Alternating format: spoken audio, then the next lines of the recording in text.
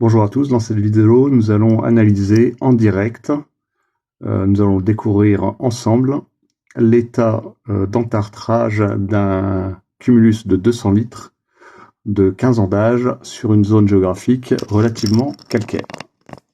J'ai évidemment préparé le terrain pour que la vidéo ne soit pas trop longue et je procède à la dépose de la résistance. La résistance qui résiste pour l'instant, qui montre des difficultés déjà un peu à la dépose. Oh la vache! Oh là là, dis donc, j'ai rarement vu ça là. Attendez. Ah là là. Je vais y aller au marteau. Hein. Je reviens avec un marteau. C'est ce qu'on appelle du direct. Avec les aléas du direct.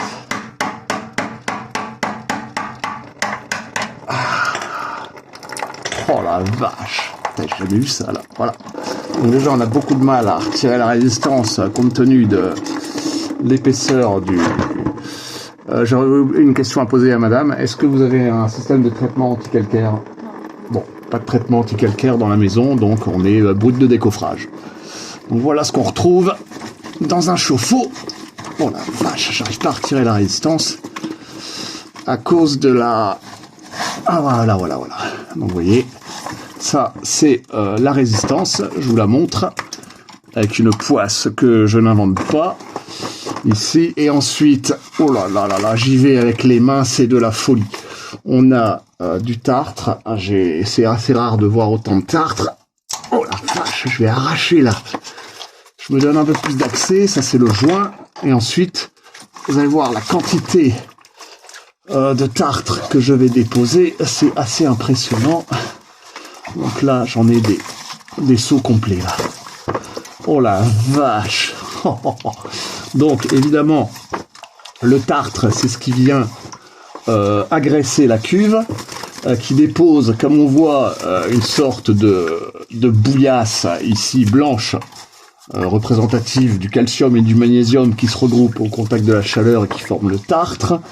Et cette tartre a finalement fini par agresser la cuve et la cuve se perce.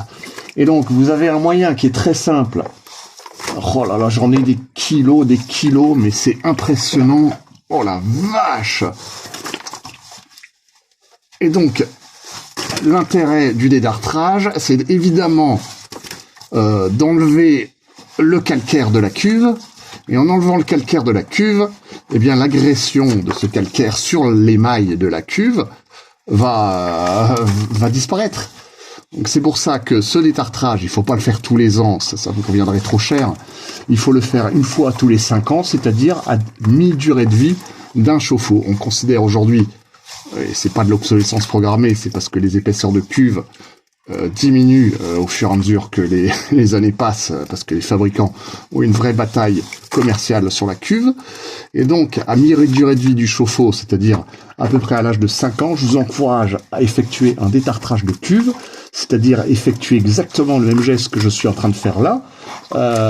Et ensuite, eh bien, le chauffe-eau, il repart, entre guillemets, à neuf, puisque on gratte la cuve comme là, je suis en train de le faire. Ensuite, on vient gratter la résistance. On reprend le joint entre la bride et la résistance, on remonte le tout, et le tour est joué. Bon, là, j'ai une telle quantité de tartre que même pas, je vais réussir à vous faire une vidéo complète, mais j'ai rarement vu ça. Là, franchement, j'ai rarement vu ça, c'est à pleine main.